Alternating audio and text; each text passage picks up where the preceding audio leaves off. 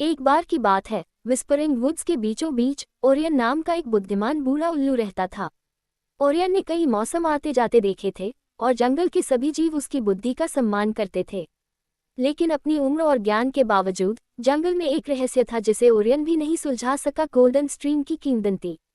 बुजुर्गों द्वारा सुनाई गई प्राचीन कहानियों के अनुसार जंगल की गहराई में एक छिपी हुई धारा थी जिसका पानी सोने की तरह चमकता था। ऐसा कहा जाता था कि जो लोग इस धारा को खोज लेते हैं उन्हें अविश्वसनीय भाग्य और अंतहीन खुशी का आशीर्वाद मिलता है। कई जानवरों ने इसे खोजने की कोशिश की थी, लेकिन कोई भी सफल नहीं हुआ था। एक दिन फिन नाम का एक युवा और जिज्ञासु लोमड़ी ओरियन के पास आया।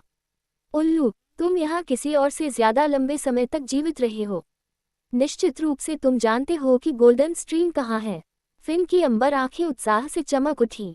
ओरियन ने सोच समझकर अपने पंख फड़फड़ाए। मैंने किंवदंतियां सुनी हैं, युवा, लेकिन मुझे इसका स्थान नहीं पता। हालांकि मेरा मानना है कि धारा सिर्फ एक जगह नहीं है, बल्कि एक यात्रा है। शायद तुम्हें सिर्फ पानी से ज्यादा महत्वपूर्ण कुछ खोजना है। दृढ़ निश्चय, फिन अपने साहसिक कार्य पर निकल पड़ा। रास्ते में उससे ट्रेक्सी नाम की एक घबराई हुई गिलहरी मिली, जो हमेशा बलूत के फल इकट्ठा करने की जल्दी में रहती थी। तुम इतनी जल्दी में कहाँ जा रही हो? फिन ने पूछा। मैं हमेशा व्यस्त रहती हूँ। सर्दी आ रही है, ट्रिक्सी ने शाखा से शाखा पर उछलते हुए उत्तर दिया। थोड़ा आराम करने और मेरे साथ एक साहसिक कार्य में शामिल होने के बारे में क्या ख्याल है? फिन ने मुस्कुराते हुए सुझाव दिया।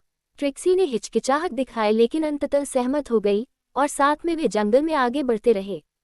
जैसे जैसे वे और आगे बढ़े, उन्हें थियो नाम का एक धीमा और स्थिर कछुआ मिला। थियो विधिपूर्वक कुछ तिपतिया घास चबा रहा था। तुम दोनों यहाँ क्यों आए हो? उसने अपनी शांत, गहरी आवाज में पूछा। हम गोल्डन स्ट्रीम की तलाश कर रहे हैं, फिन ने उत्साह से कहा। थियो ने धीरे से ठहाका लगाया। मैंने वह कहानी सुनी है। ये वह धारा नहीं है जिसे आपको खोजना चाहिए, बल्कि वह अनुभव है जो आपको रास्ते में मिलता है।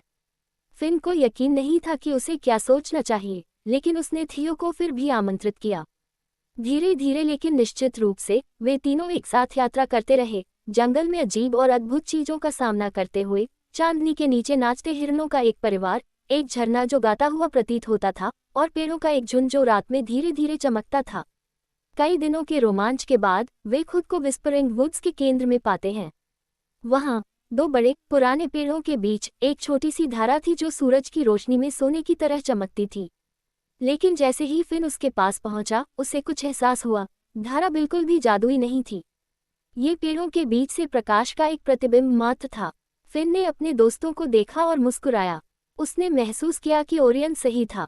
असली जादू धारा को खोजने में नहीं बल्कि यात्रा में ही था। बनी हुई दोस्ती, देखे गए चमत्कार और सीखे गए सबक। और इसलिए तीनों दोस्त नदी के किनारे बैठ गए, उस खजाने के साथ नहीं जिसे वे खोज रहे थे, बल्कि उससे कहीं ज्यादा कीमती चीज के साथ, अपने रोमांच की यादें और रास्ते में जो बंधन उन्होंने बनाए थे। उस दिन से फिन ने अब छिपी हुई धाराओं या पौराणिक खजानों की तलाश नहीं की। उसने पाया था कि जीवन में असली सोना अनुभव, हंसी और दूसरों के साथ साझा की गई खुशी है। और गोल्डन स्ट्रीम के बारे में क्या? यह एक किंवदंती बनी रही जो अगली जिज्ञासु आत्मा की अपनी यात्रा पर निकलने की प्रतीक्षा कर रही थी।